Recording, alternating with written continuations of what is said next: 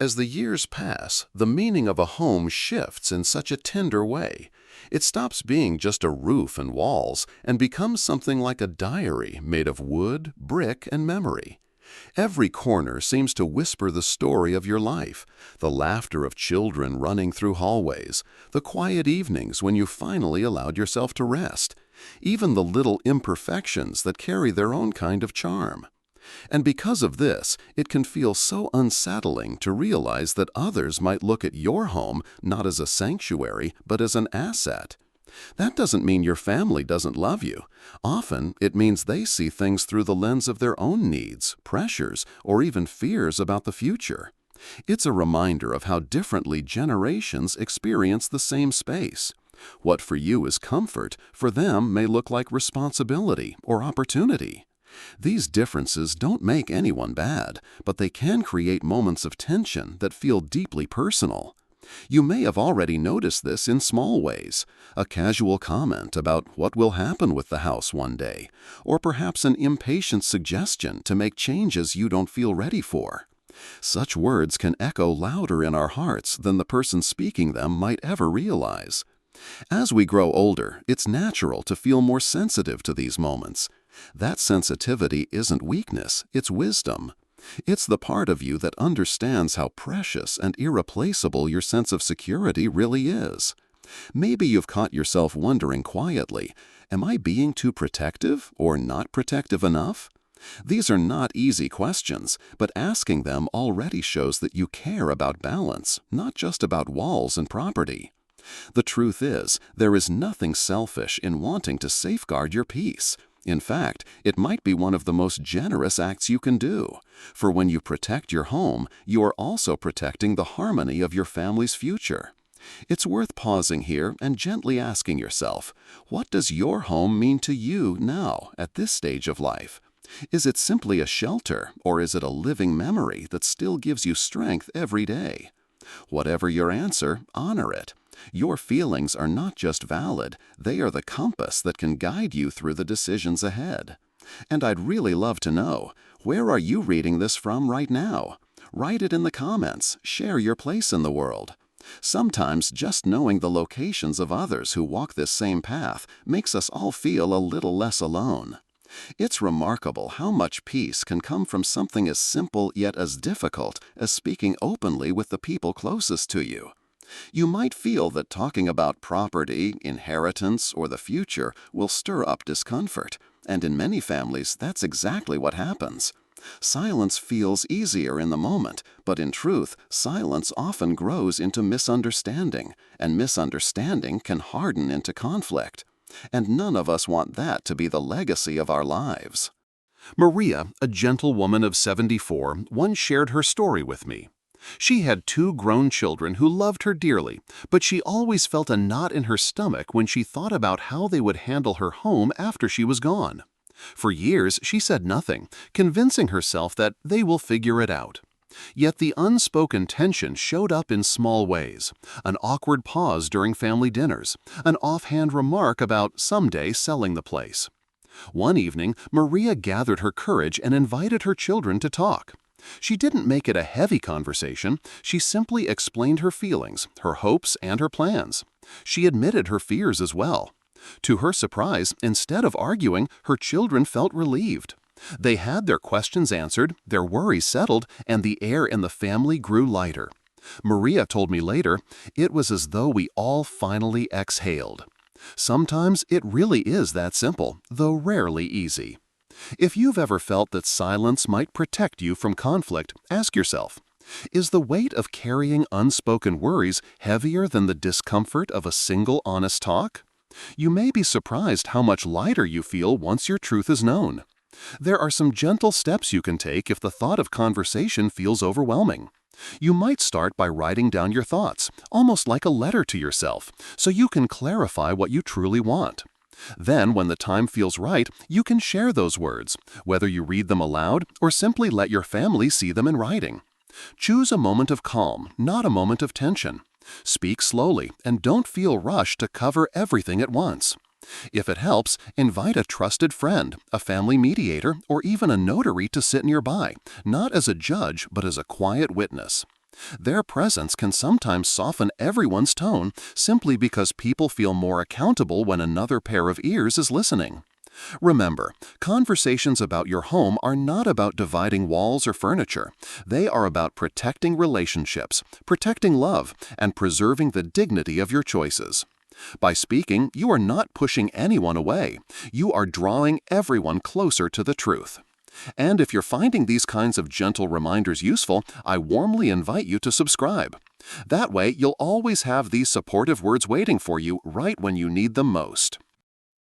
There is something deeply reassuring about having your wishes written down, not just in your heart, but in a form the world recognizes.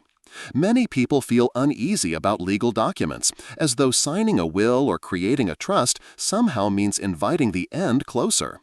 But in truth, these papers are not about endings at all. They are about peace of mind in the present.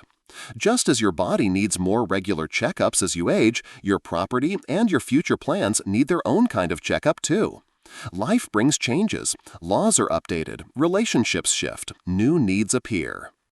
A document prepared 10 or even 5 years ago may not reflect who you are today or what truly matters to you now. And just like your doctor helps you understand how your body has changed, a lawyer who understands the concerns of older adults can help you understand how best to protect what you've built. Think of legal protection not as a shield against loved ones, but as a gentle fence around your garden. It doesn't keep people out, it simply makes clear where the paths are so that no one steps on the flowers by accident. Many families discover, too late, that without clarity, even the kindest children can find themselves in conflict. Not because they are greedy or unloving, but because the absence of guidance leaves room for confusion, and confusion so easily turns into resentment.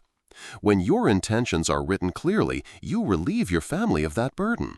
They no longer have to guess or argue. They only need to honor what you've already chosen. Perhaps you've been putting off this step, telling yourself there's still time. And yes, time may still be on your side. But isn't it more comforting to know that no matter what, your voice will be heard? That your home, your memories, and your choices will be respected in the way you envision? This is not about mistrust, it is about care. Care for yourself and care for the harmony of those who will remain. If you have not done so already, consider speaking with a lawyer who specializes in elder law or estate planning. Bring your questions, even the small ones. Ask how often you should review your will, or whether a trust might serve your situation better.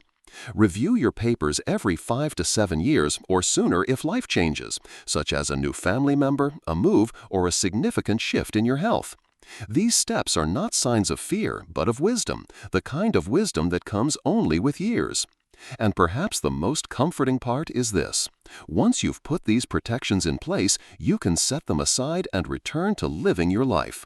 You will know that you've done what is within your power, and that knowledge alone can bring a deep sense of calm. Pay attention to your body, a tightening in the chest, a knot in the stomach, a sudden restlessness.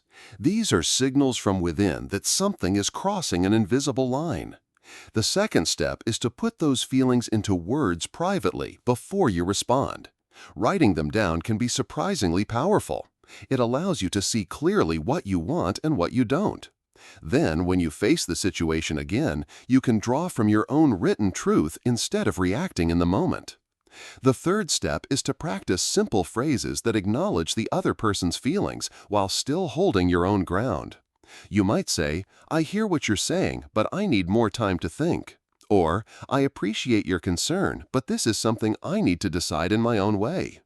These are not confrontations. They are gentle reminders that your choices matter too. And finally, if the pressure continues, do not be afraid to bring in a trusted presence, a friend, a counselor, or another family member, someone who can listen and help keep the conversation balanced. Having another pair of eyes and ears often softens the tone for everyone involved. Boundaries are not walls that separate. They are doors that you choose when to open and when to close. They are an act of care, both for yourself and for the relationship.